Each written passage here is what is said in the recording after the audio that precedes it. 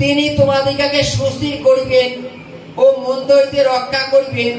আর তোমাদের সম্বন্ধে প্রভুতে আমার এই দৃঢ় প্রত্যয় আছে যে আমরা যাহা যাহা আদেশ করি সেই সকল তোমরা পালন করিতেছ ও করিবে। আর প্রভু তোমাদের হৃদয়ে ঈশ্বরের প্রেমের সাথে ও খ্রিস্টের ধৈর্যের পথে চালাউন। হালেলুয়া।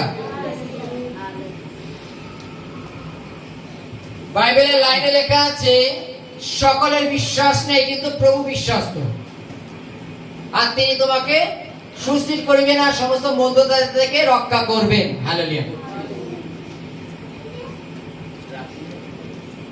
একটা কি জানো, শয়তানের বিভিন্ন চেনার উপায়। হালেলুয়া। বাইবেলে লেখা আছে তোমাকে সমস্ত মন্দতা থেকে রক্ষা করবেন। হালেলুয়া। শয়তানকে চেনার উপায়। হালেলুয়া। আমি তোমাদের কয়েকটা সিম্পটম বলে দিচ্ছি, এগুলো তোমরা সবসময় মনে রাখবে, না তো পরীক্ষায় পড়তে পারো। হালেলুয়া। প্রথমত, যখন আমরা দেখেছি, যখন কোথাও দেখবা যে দুজনে মিলে মারামারি করে, দুটো বাচ্চা হোক, দুটো বড় হোক, দুটো ছেলে হোক, দুটো মেয়ে হোক, দুজনে মারামারি করছে, তখন আমরা কি বলি? ওই দেখ দুটো শয়তান মারামারি করছে, তাই তো নাকি? কি বলি? ওই দেখ দুটো শয়তান মারামারি করছে। এদের এত বলি, এরা শোনে না, বলি তো নাকি? হালেলুয়া। তাহলে মারামারি করার কাজ কার? শয়তানের। কিন্তু যদি যদি পরস্পরের মধ্যে প্রেম থাকে, তাহলে আমরা বলবো যে শয়তানের মধ্যে প্রেম দেখ, দেখ এদের মধ্যে কত সুন্দর প্রেম আছে, এদের মধ্যে ঈশ্বরের জ্ঞান আছে, যার জন্য এদের মধ্যে প্রেম আছে, তাই বলবো তো আমরা নাকি? বাইবেলে লেখা আছে ঈশ্বর আমাদের মনকে সুস্থির করবেন আর সমস্ত মন্দতা থেকে রক্ষা করবেন। হালেলুয়া। যারা যারা শোনেননি হাত তোলেন। হালেলুয়া। চলো সবাই শুনেছেন, চলো হালেলুয়া। বলছে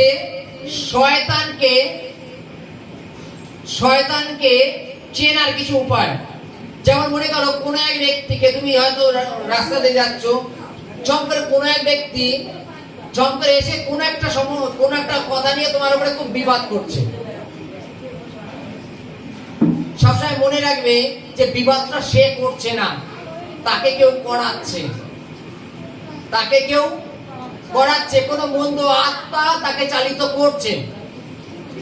এইবার মনে করো উদাহরণ আমি শঙ্করকে দিয়ে বলি, হ্যাঁ, শঙ্কর মনে করো সাইকেলে করে যাচ্ছে, কাজ করছে, মনে করো যেহেতু কাঠের কাজ করে, কাজ করছে, করতে করতে ওর যে লেবারটা আছে, লেবারটা কোন কারণবশত ঝম করে মনে করো রেগে গেল। রেগে যাওয়ার পরে শঙ্করকে হয়তো উল্টোপাল্টা গালাগালিও দিচ্ছে। শঙ্কর হয়তো দাঁতে দাঁত লাগায় চুপচাপ বসে রয়েছে, কন্ট্রোল। কারণ বাইবেলের কাছে ঈশ্বর আমাদের সুস্থির করেন।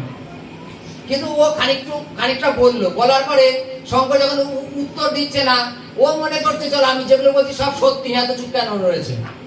এক, এইবার মনে করো শঙ্করের কিছু পাস্ট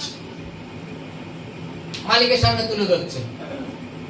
উদাহরণ, হ্যাঁ, মনে করো প্রভুতে আসার আগে আর প্রভুতে আসার পরে অনেক আকাশ আর পাতাল, মানো? হালেলুয়া। প্রভুতে আসার আগে যদি পাটির বাড়িতে কাজ করতাম, আমাদের পকেটে যদি 2-10টা পেরেক থাকতো, পেরেক নিয়ে চলে আসতাম, যে বাড়িতে লাগবে, এটা বাস্তব। কিন্তু প্রভুকে জানার পরে যে একটা পেরেক থাকলেও সে তার সীমানায় ফেলে দিয়ে আসতে আমাদের, যে তার জিনিস কেন আমি নেবো, একটা পেরেকের জন্য আমার কত মাসুল গুনতে হবে, ঠিক নেই, বোঝো এটা? মনে করো শঙ্কর পাস্টে এইরূপ ছিল। মনে করো মালিকরা বললো, মালিক 10টা সিটকেনি লাগবে, মালিক 10টা সিটকেনি নিয়ে আসলো, ও 9টা লাগালে একটা হাতে ব্যাগে করে নিয়ে চলে আসবে, বেশি হয়ে গেছে।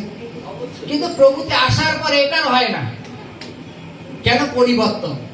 কিন্তু তার যে লেবারটা, সে যখন তর্ক করছে, সেই পাঁচটাকে জোরে জোরে তুলে ধরছে মালিকের সামনে, যেন মালিক ওকে আরো ঘৃণা করে। কেন জানো? তার মধ্যে মন্দ স্পিরিট কাজ করছে, তার মধ্যে মন্দ স্পিরিট কাজ করছে, যেটা তুমি দেখতে পাচ্ছ না। কেন জানো?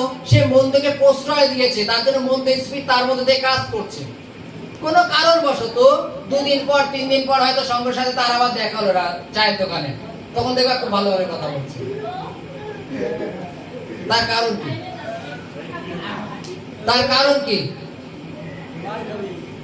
আচ্ছা, তার কারণ কি? দুদিন পরে যখন আমার ভালোভাবে কথা বলছে, তার কারণ কি? তার মধ্যে যে স্পিরিটটা ছিল সেই স্পিরিটটা বেরিয়ে গেছে, সে বেরিয়ে গেছে, তাই তো? তার জন্য সে ভালো ব্যবহার করছে। এইবার মনে করো ঠিক যখন ওই স্পিরিটটা, মন্দ স্পিরিটটা যখন কাজ করছে, শঙ্করের বিষয়ে কথা বলছে, শঙ্করের কাজের বিষয়ে বিভিন্নভাবে মালিকের কাছে ছোট বড় কথা বলছে, শঙ্কর যদিও তাকে একটা চর মারতো, হয়তো রাগের বসে একটা মারলো, দুটো মারলো, হয়তো কোনো কারণবশত ঠিক 10 মিনিট পরে সেই ছেলেটাই বলবে সরি, আমি ভুল বলছি, কি বলছিলাম আমার ব্রেনে ছিল না। সে নিজে স্বীকার করবে কি, যে এতক্ষণ আমি কি বলছিলাম, কি করছিলাম, আমার ব্রেনে ছিল না। ব্রেনে না থাকার কারণ কি জানো? মন্দ আত্মা তাকে চালাচ্ছিল।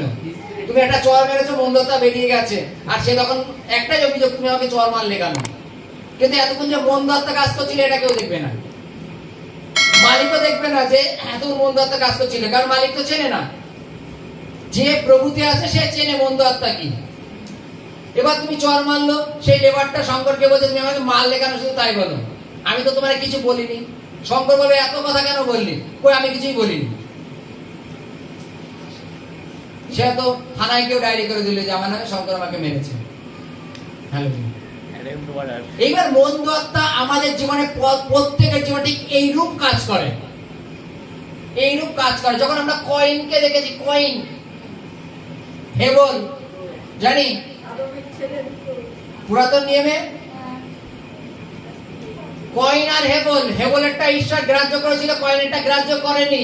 তার জন্য কয়েন রাগ করে বসেছিল যে ভাইকে আমি মার্ডার করে দেবো। ঈশ্বর বলছে তুমি ক্রোধ কেন করছো? যদি ক্রোধ করে দেখো তাহলে শয়তান তোমার দরজায় গুড়ি মেরে বসে রয়েছে। এবার শয়তান যখন গুড়ি মেরে বসে থাকে, মনে করবে একটা বিনাশ নিয়ে দেওয়া বেরিয়ে যাবে, জানো? হালেলুয়া। তুমি জানো যে, মনে করো উদাহরণ দিই, মনে করো শঙ্কর আর শঙ্করের ভাই, মনে করো দুইজনের মধ্যে কোনো কারণবশত একদিন প্রচন্ড একটা বিষয় নিয়ে ফাটাফাটি বেড়ে গেছে। বেড়ে যাওয়ার পরেও শঙ্করের মধ্যে মনে করো খুব রাগ ঢুকে রয়েছে, সারাদিন কার সাথে কথা বলছে না, খাচ্ছে না, যাচ্ছে না, ওর মধ্যে কি রাগ চলছে সে আমরা কেউ জানি না। ওর দাদা ভাই গন্ডগোল করে হয়তো ঘরে চলে গেছে, গিয়ে 2-1 ঘন্টা ঘর থেকে বেরোয়নি, তারপরে তো বেরিয়ে রাস্তায় এসে শঙ্কর হয়তো ঘরে থেকে লাঠি নিয়ে গেছে, এক মাথা বাড়ি দিয়ে মেরে দিল। কেন জানো?